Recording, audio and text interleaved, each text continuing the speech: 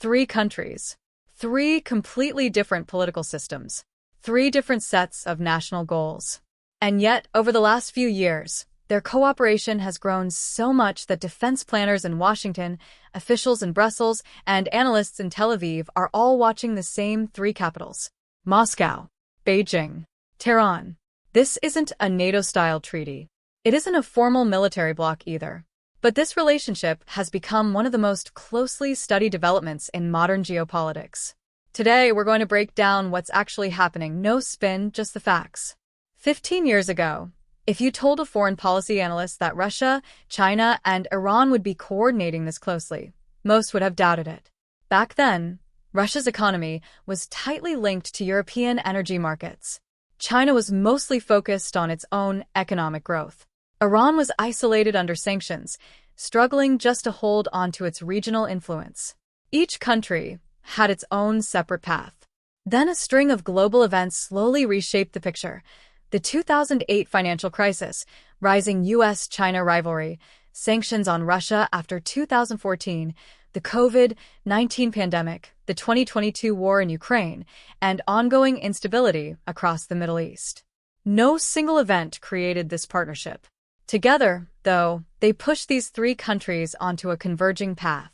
Here's the key question: are Russia, China, and Iran actually allies? In the traditional sense, no. There's no mutual defense treaty like NATO's, where an attack on one triggers a response from the others. No joint military command. No standing combined force. Most analysts prefer the term strategic partnership, something far more flexible. Countries work together where their interests line up and go their own way where they don't.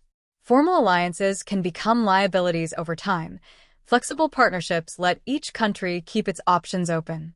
What's pulling them closer isn't shared ideology. Their political systems are nothing alike. It's shared necessity. Russia needs reliable partners while under heavy Western sanctions. China wants stable energy supplies and secure trade routes. Iran wants investment and partners willing to keep working with it despite sanctions.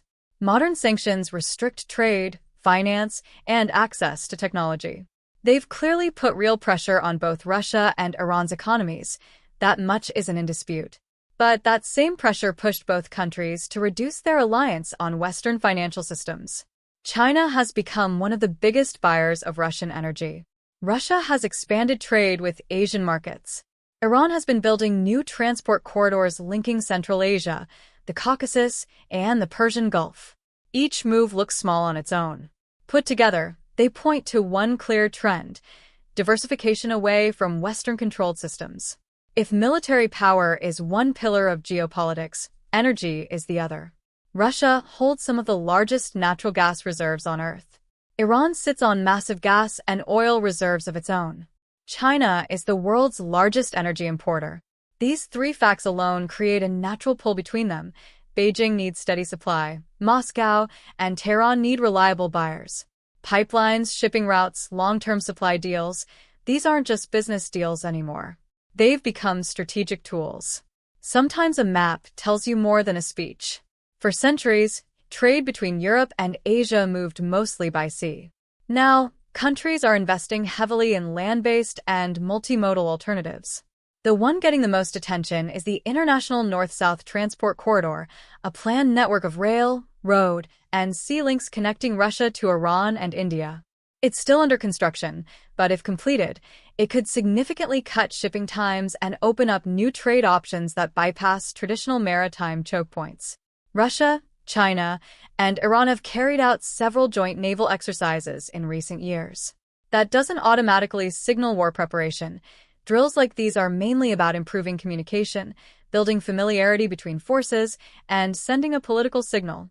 Plenty of countries run similar exercises with various partners.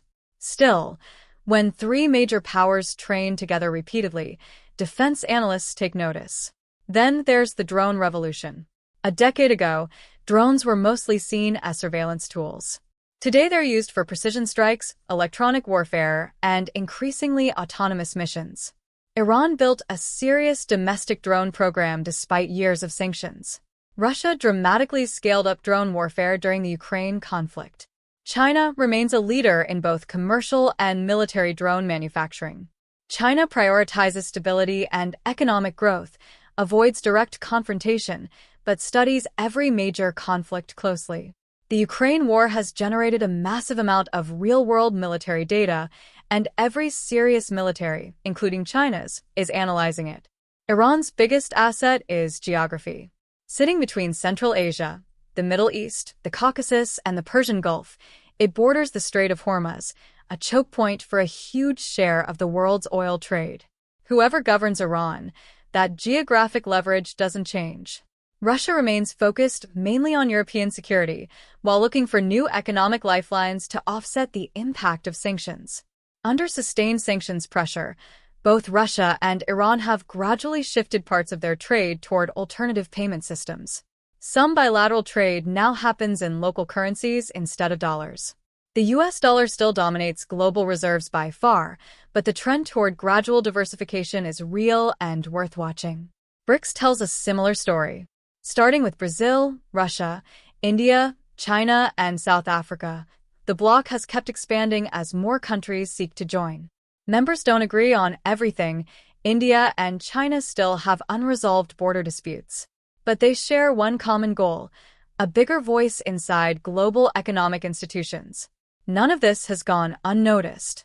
After the invasion of Ukraine, NATO launched one of its largest military buildups since the Cold War. Finland and Sweden both joined the alliance. Defense spending across Europe has risen sharply. Israel, meanwhile, closely tracks every strategic move Iran makes, given decades of regional tension. Watching closely doesn't mean conflict is imminent. It's simply routine national security monitoring that every government does. The real question isn't whether this becomes a formal alliance. The evidence doesn't point that way. The bigger question is whether the world is drifting toward a system where no single power can shape global events on its own. For most of the post-Cold War era, the world was largely unipolar, with the US holding unmatched influence. Today, China is the world's second-largest economy. India is rising fast. Countries like Turkey, Saudi Arabia, Brazil, and Indonesia are pursuing increasingly independent foreign policies. This doesn't necessarily mean American power is fading. It means influence is spreading out across more players. The Ukraine war taught another lesson too. Modern conflicts are won as much by industrial resilience as by weapons. Which economy can adapt the fastest? Which country can sustain production the longest? These questions now shape military planning just as much as battlefield strategy does. So, has a new global bloc officially formed? Not formally, no. Is the global balance of power shifting? Most serious analysts believe it is. History teaches one simple lesson: power never disappears, it just moves. And the countries that recognize these shifts early are usually the ones best positioned for what comes next. If this kind of breakdown is useful to you, hit subscribe, because the biggest stories in geopolitics rarely make the loudest headlines. Often, they're the quiet shifts that reshape the world before anyone notices.